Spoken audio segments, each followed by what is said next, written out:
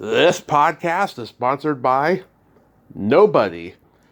Hey dudes, welcome to Splat from the Past, the only 80s themed horror and sci-fi show where things can get totally radical. Now today I will be welcoming Karen Boyer Wilder. She is the widow of none other than Gene Wilder, the great legend of movies and just comedy in general. Even though he wasn't a comedian, he was just one of the great comedic actors there ever was. I mean, you know all his movies.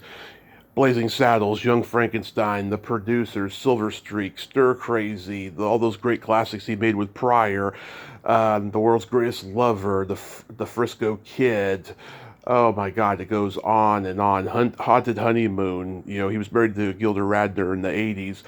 And we are going to celebrate his life and do a tribute to him today because a documentary is coming out about his life, Remembering Gene Wilder. It premieres this Thursday on Netflix, and I'm looking forward to watching it. I watched the trailer. Mel Brooks is in it, and I'm so excited. It's going to be a great documentary, and this is going to be a great conversation too.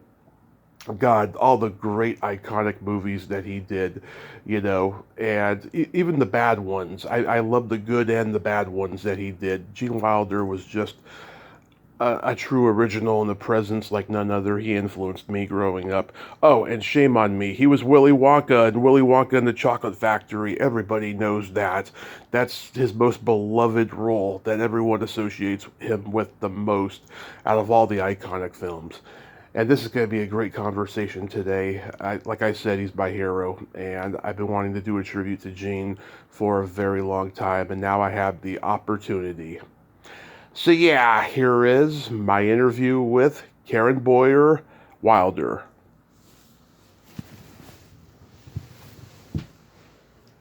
Hey Karen, welcome to the show. How are you today? Thank you, Tommy. I'm doing very well. I'm trying to get moved into my house again, so I feel at home.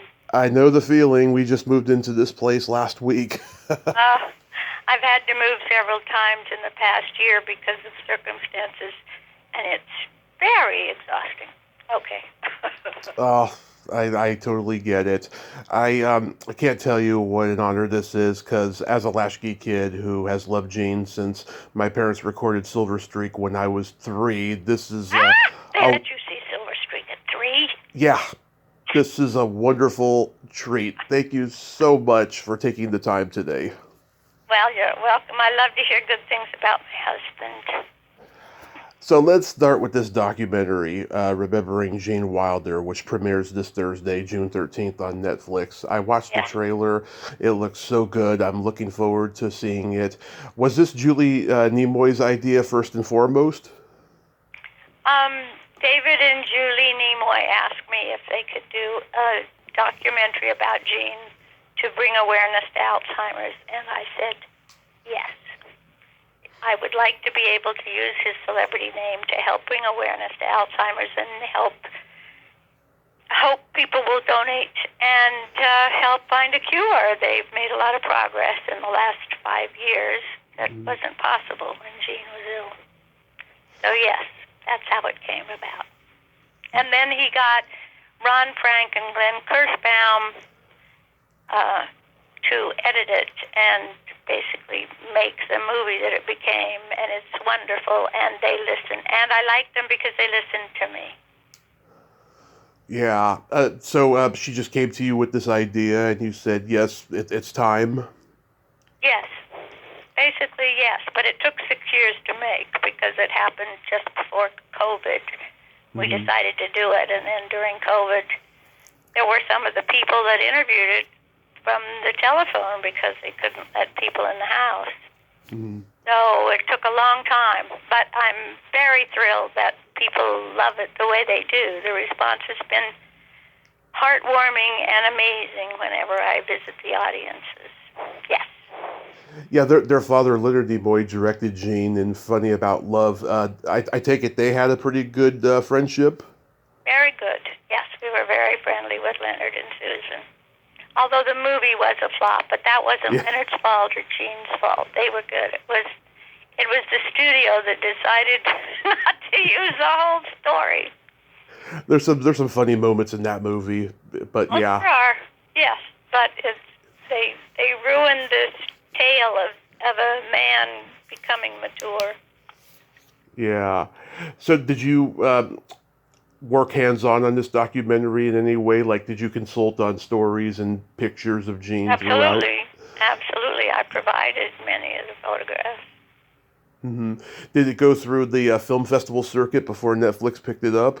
Yes, yes. Hmm. It started in Los Angeles, I think, last September, and we won 10 first prizes at Jewish Film Festival across the country in Boston and Philadelphia and Newport Beach and San Diego. It's just amazing. Wow. And the reviews have been good, except for a few people that want to find the snarky stuff.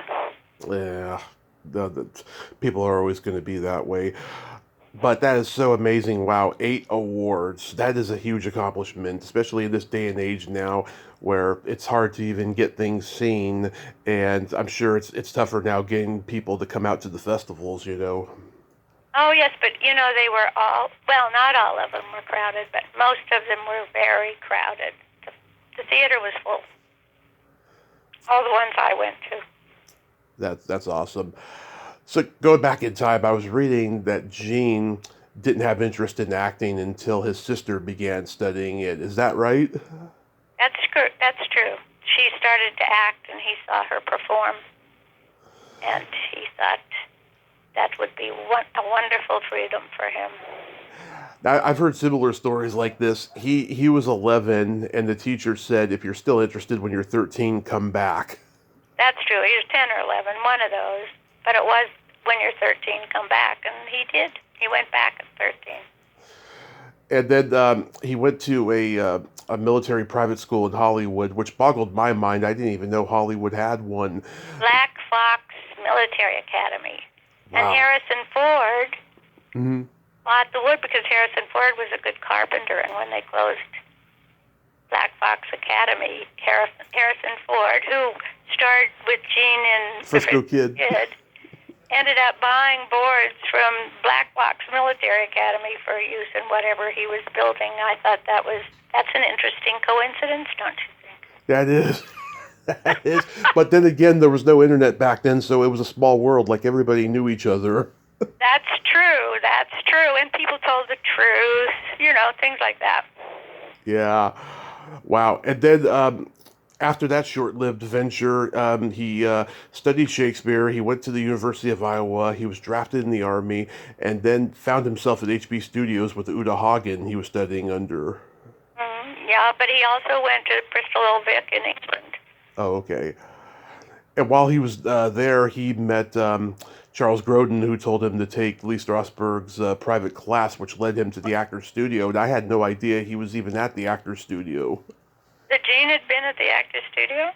Yeah, that's what it said on Wikipedia. But then again, they're not always accurate. Oh yes, he was a member. He was voted a member in the early days when only the 3 people could vote.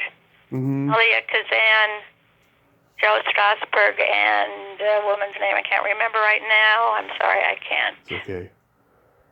Did he ever talk about who his classmates were? Oh yes, he did. He did act with quite a few people. I don't know specifically. He watched some of the bigger stars when they were members. I think in the late 50s, so anybody was there, he knew them. Yeah, he probably saw Newman and Brando come back and speak. He was probably in class with like Ellen Burstyn in that generation, at least. Wow. In 1963, Gene gets cast as Billy Bibbit in the Broadway adaptation of One Flew Over the Cuckoo's Nest with Kirk Douglas in the lead.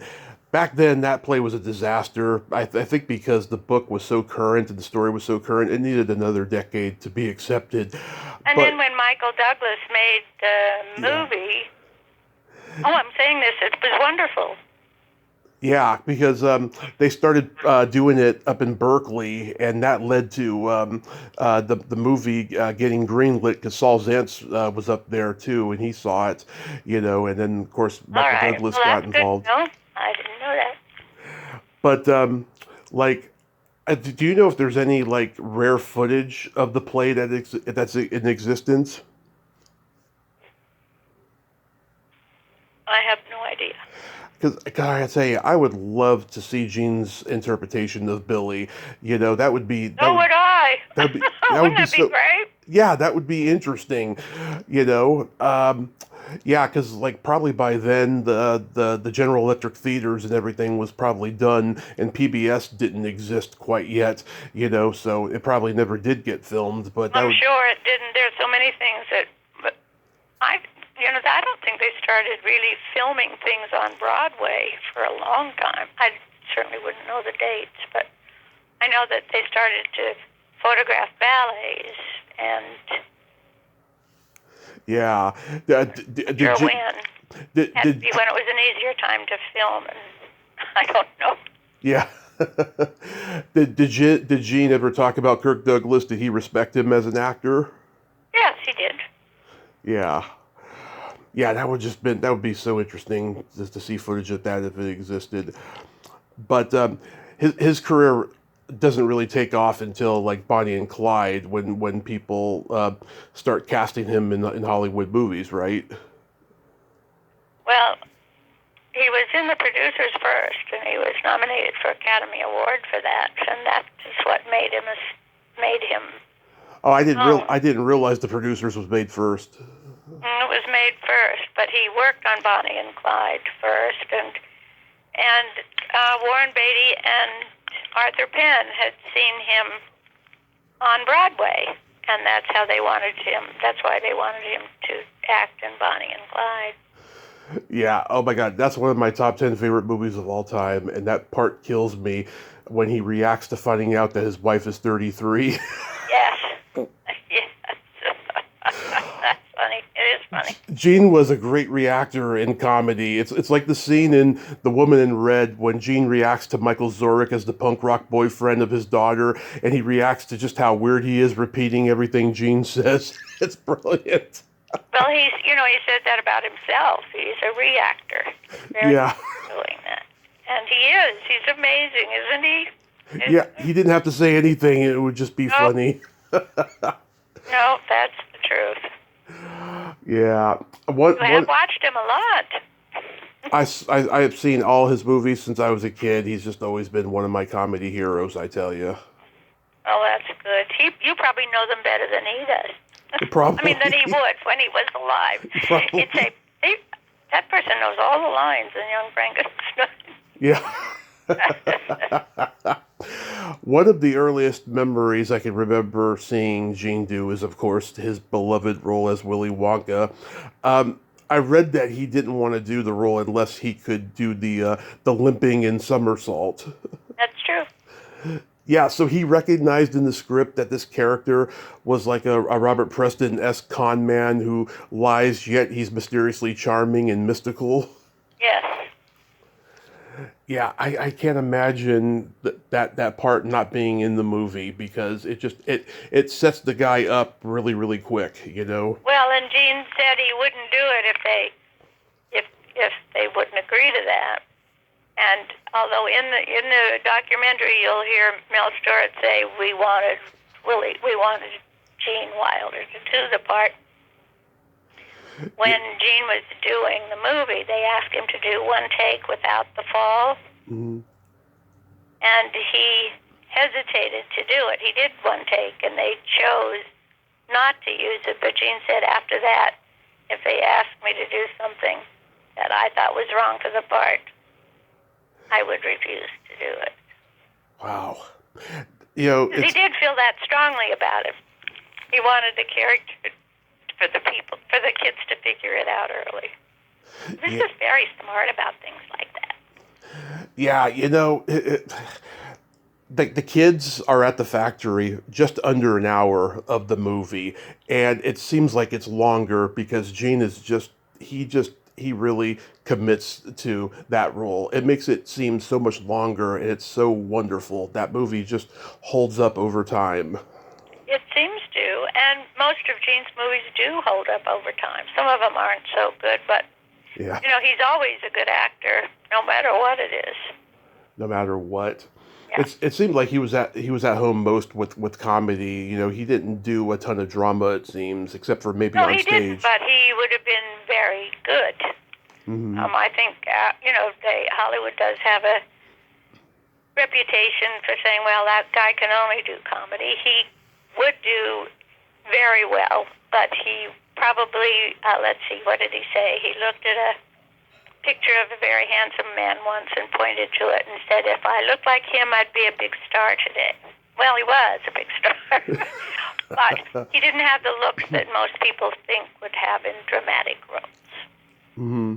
I know, too. He also had Whatever looks. you can tell from how somebody looks, how they'll act is beyond me. But Yeah, and also too, he had looks of like, you know, second or third banana. Yet he had charisma that I think is why that he got to be the lead. yeah, I think you're right. I remember reading in the news, Gene really liked Johnny Depp's portrayal of Willy Wonka. Is that true? That he really liked it? Yeah. He really didn't see it. Oh, okay. Maybe I'm trying to He remember. didn't see it. He didn't want to. He said he looked at the trailer for the movie, and he said, it's too dark. Mm-hmm. I don't want to watch it. So I watched it after Gene died. Mm-hmm. And I went to the new Wonka, which is a prequel, Yeah. and, I respect Johnny Depp's acting. I just didn't like the director. What's his name? Tim Burton. I like some of his work, but his comment was that, I don't remember what his comment was. He thought was very lame that Gene's Charlie and the Chocolate Factory Willy Wonka and the Chocolate Factory was very lame. Yeah. Again, going back But to. everybody can have their own opinion. That's okay. Yeah, there was purists of the book. Yeah, I'm not one of them. But yeah, I mean, okay, maybe I'm paraphrasing it. Maybe I think I heard him said that he approved that Johnny Depp would be a good choice. It was something along those lines of when the movie came out. There would have been no way for him to approve or not. The studios will do what they want. Right. I think it was like a personal approval, choice thing or something that the news said. But then the news gets everything disjointed. Well, and sometimes they get it right, and sometimes they don't. Yeah. I got to interview Veruca Salt, Julie Don Cole a few years ago, and I got to meet her and Paris Nemman at a screening of the movie months later. Have you met them? No, I've only met Tony TV and Peter Ostrom. I haven't met any of the others. Mike TV. Yeah, that's Paris Mike Nemman. TV. Oh, right, Mike TV. Excuse me. Yes. So what is the young woman who played Veronica Salt? What did she have to say about the movie? Julie Don Cole. She is very proud of being associated with that movie, and she loved Gene. That's nice to hear. Yeah, and she also agreed with me that the scene where he's getting all dark in the tunnel, when they're going through the tunnel on the boat. Yes. And he starts talking dark like that. He sounded a lot like Jim Morrison. Just. Well, listen, I sort of know who Jim Morrison is, but I wouldn't have a clue if Jim sounded like that. If you listen to Jim Morrison's poetry recordings, they sound exactly like Willy Wonka in the tunnel. Oh, wow. Yeah. Well, I wonder if Jim Morrison likes that or not. I would guess he does. I think he was dead when the movie came out that year, because he did die in 1971. Oh, he did? Oh. Yeah. No, wait. When did that come out? Willy Wonka and the Chocolate Factory came out in 1971. I think it came out just before or just after his death. I can't remember which one. Oh, okay. Well, I wouldn't know. And you have to remember, too, that movie was not a big hit when it came out, so I don't think it was on Jim Morrison's radar if he was alive at that point. True. That's the truth. Was a failure. So he did 3 movies with Mel Brooks. Mel, of course, is in the documentary. Do you still talk to him often? I wouldn't say often, but yes, I talk to him. He talks to me. Yes, Yeah, it's amazing that he's an amazing human being. he's still sharp and funny and just... Yeah, isn't it amazing? He just keeps acting, keeps working, keeps writing. Got amazing energy. Yes, comedy genius. Yeah, that's true. Now, it's widely known that Gene replaced Dan Daly and Gig Young in Blazing Saddles, which I cannot even imagine either one of them in that role. But, like, when I look at Gene's body of work leading up to that point, I think Young Frankenstein is where Gene truly established his persona of the guy who starts off calm, cool, and collected and then becomes a raging lunatic. You know? Yes, yes. Yeah, and I don't know if you know this, but Sam Kinison told friends he got his comedy voice from watching Gene do that. Ah, I didn't know that. I know that a lot of actors and young people have talked to him and visited him and use him as a role model, and I think that's a wonderful legacy to leave. Yeah, I mean, it's just so brilliant how he would just start off one way and then just completely explode like that. So what are your favorite movies from Gene? The Woman in Red, Sherlock Holmes' Smarter Brother, Yep. Young Frankenstein. And, there are parts of all of them that I like now that I know him. Mm-hmm. I hadn't seen Willy Wonka when I met him.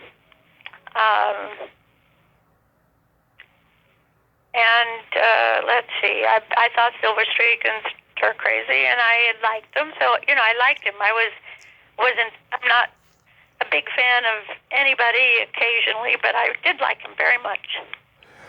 Well, I gotta say, okay, I love all his movies, even the bad ones, right? But there's three I want to bring up that I feel are very underrated that people need to go see. And The Adventures of Sherlock Holmes' Smarter Brother is one. That was Gene's directorial debut. It's a very funny movie. It is so funny. Okay. For some reason, it didn't get released often on home video. I mean, it did in the beginning of home video, and I had a copy of it when I was 10. It's long gone now. I wore it out. Right, and ask them. Yeah, and I can be anywhere. Let's get it back on the screen. I started to Google his movies, and then they started to appear to me, and it was a hard thing to find, and I think people should be able to see those movies. Well, it did get released on Blu-ray, and Gene did a commentary track in the 2000s when it was first on DVD and eventually Blu-ray. Okay, that's right. That's true. Yeah, but I can be anywhere in the world, and the kangaroo hop pops up in my mind, and I can't shake it. That's the part I love. That's mine, yeah. It just makes me laugh every time. It's so random. It makes no sense to the plot of the story. Absolutely nothing. The other one I want to bring up is Start the Revolution Without Me. Yes. That's another hilarious movie. It is funny, yes. I found out Grodin was supposed to play Sutherland's role, but he got tied up on Broadway. Oh, well, I didn't know that. Yeah, Sutherland was a good choice. I know that Charles Grodin and Gene were friends for a very long time and stayed in touch for a long time, but I didn't know that he had been asked to do that Norman Lear movie. Is there anything funnier than Grodin playing Blind Man? Yeah, that's pretty funny. I thought about doing that, but I don't have the nerve. Oh my God! If you ever get the nerve, I will support it. Just please film it and send it to me. Okay. Okay, I'll do that. I promise. Oh my God, that is awesome! And also, The World's Greatest Lover, I think, is underrated. Oh, I think so too. The scene, I can't ever stop laughing when it comes out. And she says, I'm going to get this part, not because I'm the handsomest man in the world, not because I'm the rich, but whatever it is, but because I am unique, and he sees all these other people like him, and that's such a good satire on Hollywood. The opening with the Pie Factory reminds me very much of Chaplin's Modern Times. Yeah. Well, those are the people he admired. When you see the documentary, there's reference to that. Yeah, oh, awesome. My mom wanted me to tell you she loves Haunted Honeymoon. We used to watch that like every Halloween season when I was a kid. Well, that wasn't very well received either. No. I remember the reviews on that one. They were saying that he was trying to hold on to his young Frankenstein glory, which I don't think he was trying to do, but I Well, do. what he was trying to do was sort of put all the haunted things together Yeah. as in a haunted house, and some of it's pretty funny. Yeah, it's like Abbott and Costello when they were doing the horror movies. Yeah. You know. Mm-hmm. So, what was his friendship like with Richard Pryor? I think that they were friendly when they were working together, and they didn't have very much in common, so they didn't have a friendship other than on the set. Yeah. And perhaps certainly they supported each other when they were honored or something. Richard would say something, and Gene would say something about him. You know, if there was all those things, the roasts, etc. So they supported each other professionally, but they weren't really personal friends. Yeah, but they were like comedy brothers. They just complimented each No, other so well. you know, they had different interests. Their lives were very different. Yeah, that problematic blackface scene in Silver Streak still makes me roll every time I see it. Yeah, or it's so funny, and you know what Gene said about that? But Richard was very upset about the scene. Oh, I didn't know that. And he complained. Well, he kept saying it's not going to work. It's not going to work. Mm-hmm. They had a white man as the janitor. Yeah. Gene said, "Well, tell me what's wrong. We'll talk to the director. We'll change it." "No, it's not going to work. It's too late. It's too late." And Gene said, "What's the matter?" He said, "The scene would really be funny if the guy that comes in is black." And so Gene and Richard went and talked to the director, and they made him black, so then it became funny. Yeah, that's the guy that sold them the shoe polish, too. And, yeah, it's stir crazy when they walk into the jail strutting all cool, you know. Oh, God, that's funny. That makes me laugh, too. And then they're wearing the woodpecker costumes. You imagine really doing this? Yeah. Well, some people Imagine had how hot they are in those costumes. some people had to do it in those days, you know, to make money. The mascots, you know, and Well, they still do in Disneyland and Disney World and all those places. They dress up in those terribly SeaWorld and all those hot costumes.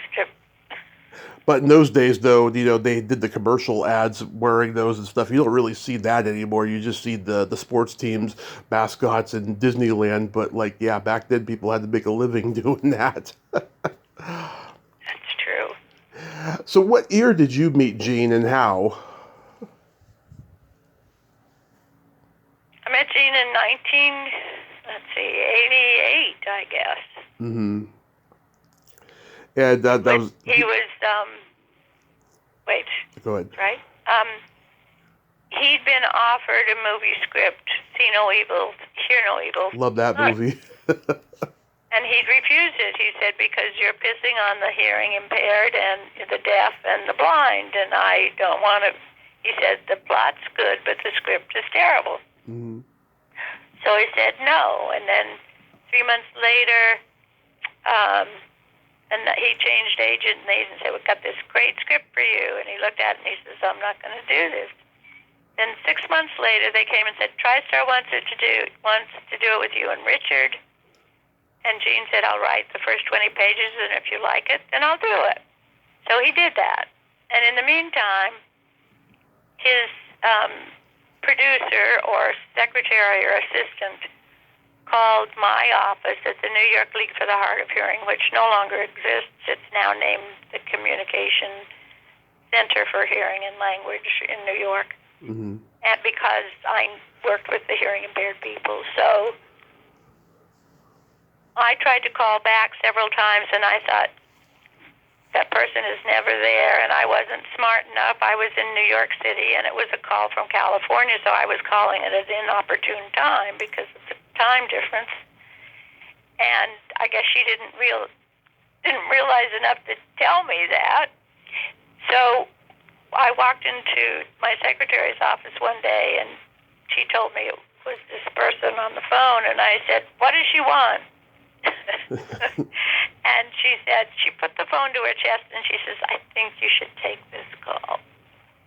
So I took the call and the person explained that Gene Wilder wanted to find out how hearing impaired people behave. They were doing a movie about a person who was blind and a person who was deaf. Mm-hmm. So they had to do the research for the part.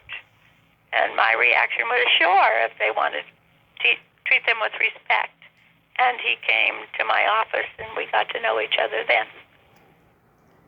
Mm-hmm. And Gilda was sick by this point. She was ill. Yeah. And she was in and out of the hospital, but he decided to go to work because he could do the filming in New York, where she was, in Connecticut, and her treatments were in New York. Did you get to meet her? No, I didn't. No, I think by the time I met Jean, she was too ill to meet anyone new. Yeah. She was going through a lot. He talked about that, but he asked me about me. I was on the set because I checked things. And let's see. And then while we were talking, when he came to my office to be evaluated, I treated him as though he was a hearing impaired person and did the whole induction into the group and what kind of help we'd give, and introduced him to people who were deaf that could speech read and who heard a little bit. And we took him through all the steps for him to prepare. And when I evaluated him, he complimented me on a videotape that my staff and I had made. And I said, well, thank you. I'm trying to get grant money to make this so we can do some things in public libraries. And he said, well, I'd help you. And I thought, right, movie star is going to do that. But they finished the movie, and I went to the opening. I took one of my clients. It was a very exciting thing. And several months later, I called him and I said, I got grant money for the videotape. And he said, okay, and he agreed to help me, and that's what he said he'd do. So that's then how we got to know each other better. Wow. God, it's just amazing how people will impact your life, you know. Isn't it amazing? It truly was. I mean, I would have never, ever met him. I was a woman living in New York. I was the clinical supervisor for the hard of hearing and at a private practice, and I've been single for 20 years. And good for you. It worked out. You have amazing self-control. It worked out really well. Oh my God! So were you like already a fan of his? Oh yes. I knew who he was, but I was determined not to treat him like a fawning sycophant. Oh yeah. Or sycophant? How do you say that? Yeah, sycophant. And he was wonderful. He continued to be an amazing human being all the years I knew him. In the mid-2000s, Gene was on Larry King Live, and he said something I never forgot, and I quote it all the time because it represents how I feel as well. Larry asked Gene if he had any new movie coming out, and Gene said, I like show, I don't like the business. People can go watch the documentary to find out about the sad final days and what have you, but I'm curious to know, in the last 15 or 20 years that he was alive, did he become disillusioned with the business? Gene loved movies. Mm-hmm. He didn't want to... The scripts that he got were newer and edgier and young people's language, and it offended him for the most part. And he didn't want to do those things. So if it didn't feel right to him, he wouldn't do it. There are a few parts I wish he had taken because he would have been so good in it. But he said, yeah, but I don't want to be in a bad movie. And the fact was, the movie was bad. The man who played the part got an Academy Award.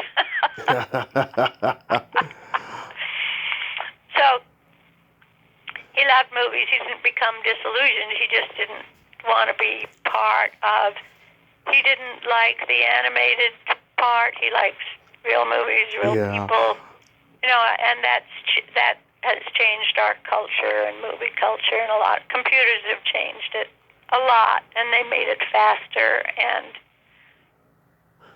Yeah. There's a time when we all are can't keep up with the current generation, or do we want to? Yeah. That makes sense. That makes sense now. Because it seemed like after Something Wilder ended, he just faded from view. He did the A&E murder mystery movies, which are great, They're but wonderful, and he acted at Westport Country Playhouse. He transcribed some of Chekhov's plays, and he got wonderful reviews in the New York Times, and that was, I don't remember the year, but he was, he didn't ever stop working when he had the opportunity to do something he liked to do. oh, that's great. I was curious. You designed costumes for films. Like, how did you get interested in doing that? I was never a costume designer. Oh, that was just the internet. Yes, that's not the truth. Sorry. There was also one that I was a stripper, and that's not the truth either. I didn't hear that one. I probably would have asked you if I had known that one. Well, there was one, and I looked. In England, there was a Karen Wilder who was a porn star, actually. Huh. And but I didn't look anything like her. Yeah. Not even close. Oh my God, that's crazy. That's what the internet can make up. Well, I'm looking forward to seeing Remembering Gene Wilder, and I thank you once again, Karen, for coming on today. I hope this was a pleasure for you as it was for me. Well, thank you. I hope it was a pleasure for you. Thank you, and I hope a lot of people see the movie. I hope so. And Gene had a very wonderful lady in his later years. Well, that lady had a wonderful man. Have a great day. Be safe, and God bless. Thank you. Thank you, Tommy. Thank Bye-bye. you. Bye-bye. Well, there you have it. Karen Boyer Wilder. Ain't she a sweetheart? Oh my God, what a great lady, huh? Fun, and she loves Gene's work, and so I'm so glad that we had a fun conversation. And yeah, go check out that documentary on Thursday, June 13th on Netflix. That's what I'll be doing. Well, until next time, this is Tommy Throwback Kovac saying there's no shame in living in the past because the present sucks. Later, dudes. If you want to view paradise, simply look around and view it. Anything you want to view it. Want to change the world. Okay, I'll stop now.